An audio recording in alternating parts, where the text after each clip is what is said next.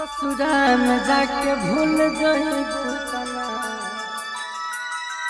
पियवा के पाके भूल जइबू डीजे सुमित सतीश रैना। ससुराल में जाके भूल जइबू तना, SK recording studio Delhi Chhatarpur. पियवा के पाके भूल जइबू तना। हमके बता दो ये सोना, ससुराल में जाके भूल जइबू तना, पियवा के पाके भूल जइबू तना। हमके बता दो ये सोना, ससुराल में जाके भूल जइबू तना, पियवा के पाके भूल जइबू तना। तोहरा बिना कैसे हम जियब करे जा, हमरा के पागल बनइबू का। हमके बता दो ये सोना, ससुराल में जाके भूल जइबू तना, पियवा के पाके भूल जइबू तना। ससुराल में जाके भूल जइबू तना, पियवा के पाके भूल जइबू तना। SK recording studio Delhi Chhatarpur. पियवा के पाके भूल जइबू तना। बारू तू हर जाई कोइलू तू बेवफाई, सोना के साथ चल जइबू ये जान, जइबू ये जान, जइबू ये जान।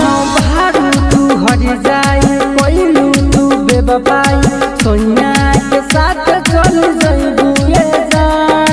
बचपन के प्यार तू भुला के करे जा, सोना के साथ खुश रहबू का। हमके बता दो ये सोना, ससुराल में जाके भूल जइबू तना, पियवा के पाके भूल जइबू तना। ससुराल में जाके भूल जइबू तना, पियवा के पाके भूल जइबू तना।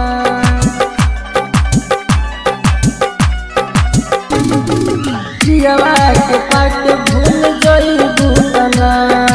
रंजन राइटर से कइले बू शादी, तू धइले बू दुल्हन के भेसये जान, भेसये जान, भेसये जान। तुहरा के चाहिए जनमों से ज्यादा हो, तुहरा दिल नाही जिए पाइबे जान।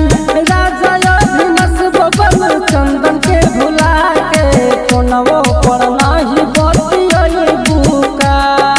हमके बता दो ये सोना, ससुराल में जाके भूल जइबू तना, पियवा के पाके भूल जइबू तना। हमके बता दो ये सोना, ससुराल में जाके भूल जइबू तना, पियवा के पाके भूल जइबू तना, जइबू तना।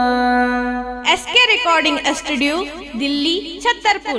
Mobile number 9910 27 77 39।